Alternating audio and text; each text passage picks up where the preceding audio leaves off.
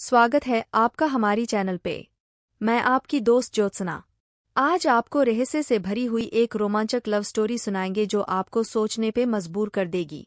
कहानी का शीर्षक है मंजिल, धड़कनों का खंजर। अध्याय 1, धुंध का साया। आकांक्षा कोहरे में खोई हुई थी, न तो रास्ते का पता था न मंजिल का। बरसाती रात की काली चादर पर चिरागों की रोशनी धुंधली बूंदों से टकराकर डगमगा रही थी। हर सांसे के साथ उसे लगा कोई अदृश्य आंखें उसका पीछा कर रही हैं।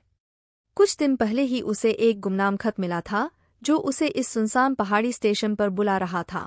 खत अंधेरे में लिखा हुआ था और इसकी स्याही की खुशबू उसके बचपन के किसी बुरे सपने से मिलती थी।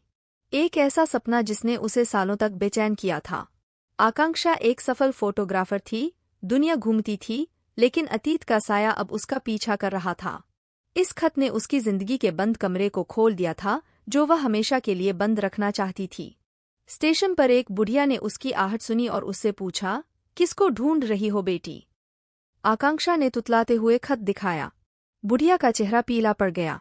उसने धीमे स्वर में कहा, ये तो पुरानी हवेली का पता है, वहां जाने की जुर्रत मत करो, वहां सिर्फ मौत का साया रहता है। बुढ़िया के शब्द हवा में तलवार बनकर घूम रहे थे। आकांक्षा का दिल थमसा गया, लेकिन जिज्ञासा का जहर नसों में दौड़ चुका था। वह हवेली की ओर जाने लगी, कोहरे की चादर को चीरते हुए। जैसे जैसे हवेली नजदीक आ रही थी, हवा ठंडी होती जा रही थी।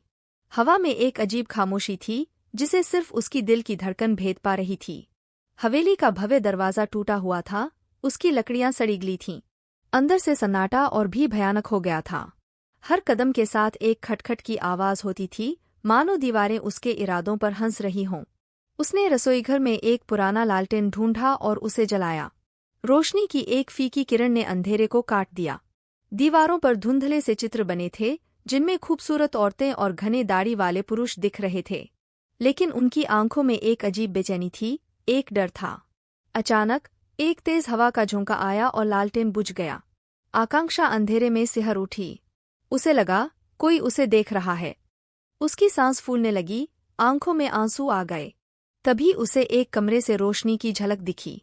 उसने धीरे धीरे कदम बढ़ाए और उस कमरे में प्रवेश किया।